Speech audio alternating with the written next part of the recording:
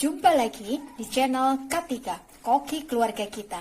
Tempatnya berbagi resep standar, berbagi tips, dan berbagi keterampilan praktis.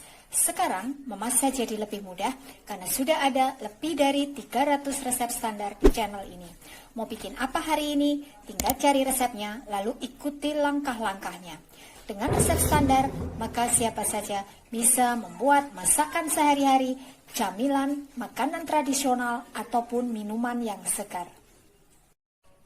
Untuk hasil terbaik, maka jangan lupa gunakan seperangkat alat ukur kita.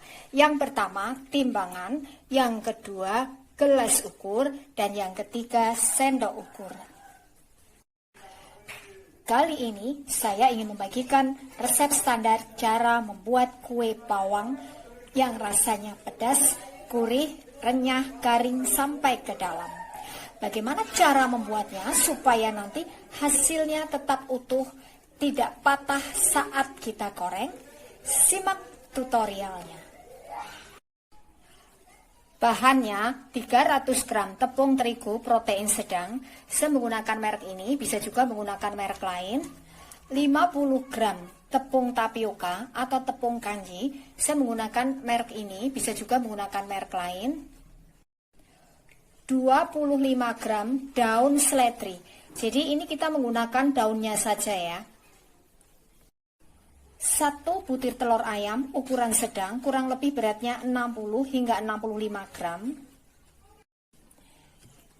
3/4 sendok teh garam halus. Ini saya menggunakan garam halus biasa. Kalau misalkan kita menggunakan garam halus yang kering seperti merek Revina, maka kurangi ukurannya supaya nanti rasanya bisa pas. Jangan lupa gunakan sendok ukur kita, ukurannya peres. Setengah sendok teh penyedap rasa, 2 siung bawang putih kurang lebih beratnya 10 gram, 1 bungkus cabai bubuk. Saya menggunakan merek ini ya, ini beratnya kurang lebih 4,5 gram. Ini cabai bubuknya sudah ada rasa asinnya ya. Jadi kalau misalkan kita menggunakan cabai bubuk yang tawar tidak ada rasanya, maka gunakan garam halus 1 sendok teh untuk resep ini. Saya menggunakan level 30. 100 ml air, 1 sendok makan minyak goreng. Langkah pertama, daun seledri kita cuci bersih, lalu ini kita iris halus. Bawang putih kita bersihkan, kita cuci, lalu kita haluskan. Karena ini jumlahnya sedikit, saya parut ya biar cepat. Kemudian telur kita kocok lepas. Langkah berikutnya, campur garam ke dalam airnya, juga penyedap rasanya dan bawang putihnya. Lalu ini kita aduk sampai garamnya larut. Kemudian campur tepung terigu, tepung kanji atau tepung tapioka, juga cabai bubuknya. Ini kita aduk sampai tercampur rata.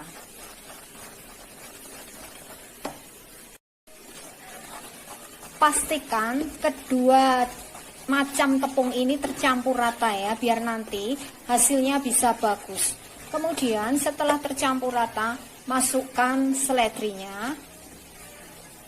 Kita aduk sampai rata. Lalu masukkan minyaknya. Kita campur dulu ya sebelum kita masukkan bahan-bahan lainnya. Kemudian masukkan telurnya yang sudah kita kocok tadi, kita aduk sampai rata. Ini saya mengaduknya pakai tangan ya, karena lebih enak kalau menggunakan tangan ya.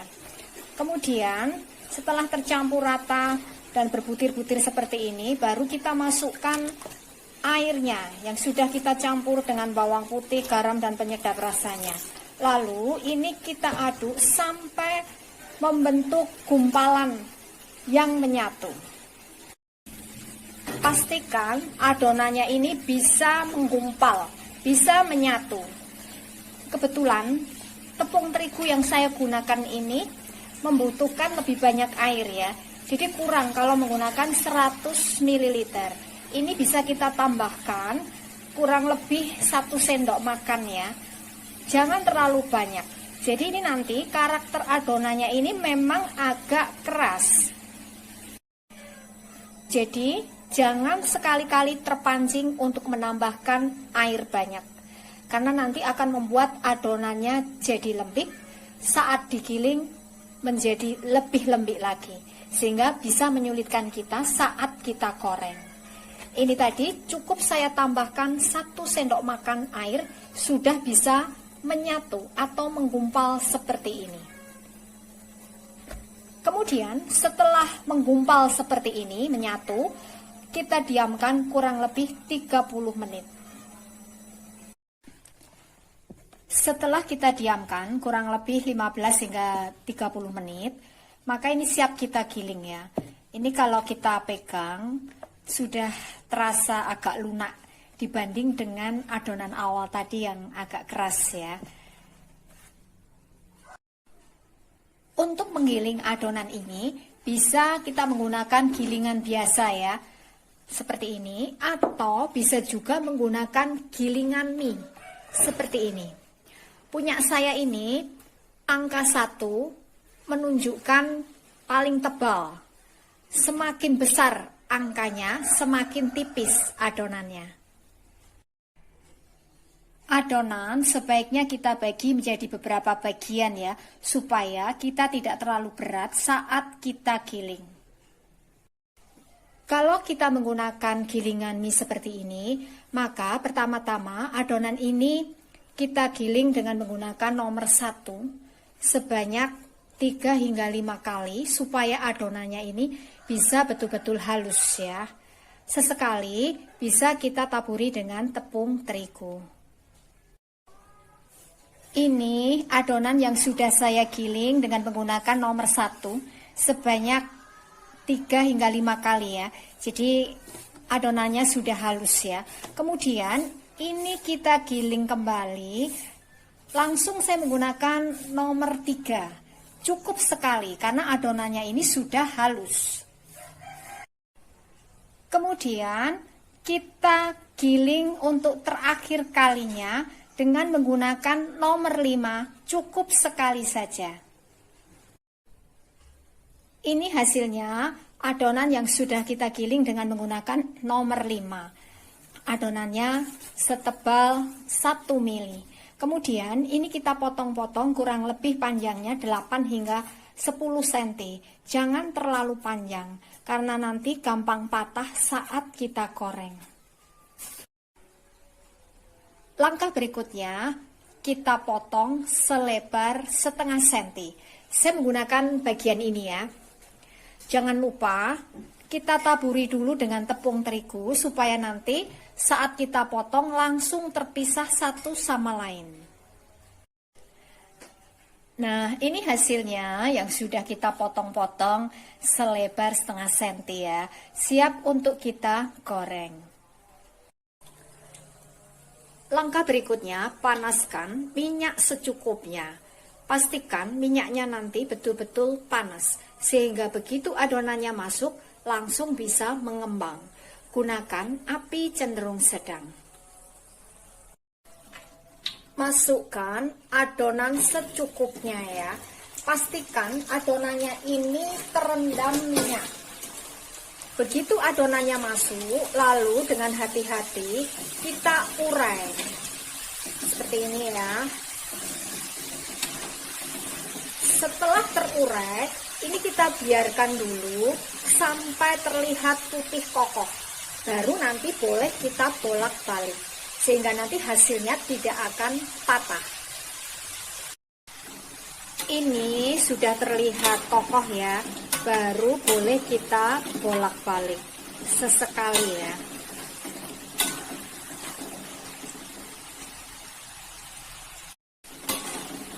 Kalau sudah terlihat berwarna kuning kecoklatan seperti ini, Sering-seringlah kita bolak-balik ya, supaya nanti warnanya bisa merata. Ini kita goreng sampai kering, sampai matang. Ini sudah berwarna coklat, lalu ini kita angkat dan kita tiriskan. Lakukan hal yang sama untuk sisa adonan yang belum kita goreng. Nah, ini hasilnya kue bawang pedas yang sudah jadi ya. Ini rasanya gurih pedas, harum baunya. Dan ini renyah, garing sampai ke dalam ya. Kita lihat hasilnya tidak patah, tetap utuh. Untuk hasil terbaik, maka kuncinya yang pertama, pastikan tepung terigu dan tepung kanjinya tercampur rata sebelum kita tambahkan bahan-bahan lainnya. Yang kedua, pastikan adonannya agak keras, jangan dibuat lembik karena nanti akan semakin lembik saat kita giling, sehingga menyulitkan kita saat kita goreng. Yang ketiga, teknik menggorengnya. Pastikan adonannya terendam minyak banyak. Gunakan api sedang cenderung kecil. Supaya hasilnya nanti tidak patah, maka begitu adonan dimasukkan ke dalam minyak yang sudah kita panaskan, kita urai dengan hati-hati. Kemudian biarkan sampai berwarna putih kokoh, baru boleh kita bolak-balik. Ini adalah resep standar. Jadi, kalau kita ingin membuat dalam jumlah banyak, maka tinggal kalikan bahan-bahan yang ada di resep ini. Dengan resep standar, maka siapa saja bisa membuat kue bawang pedas yang rasanya gurih pedas dan renyah garing sampai ke dalam. Terima kasih telah menonton video ini.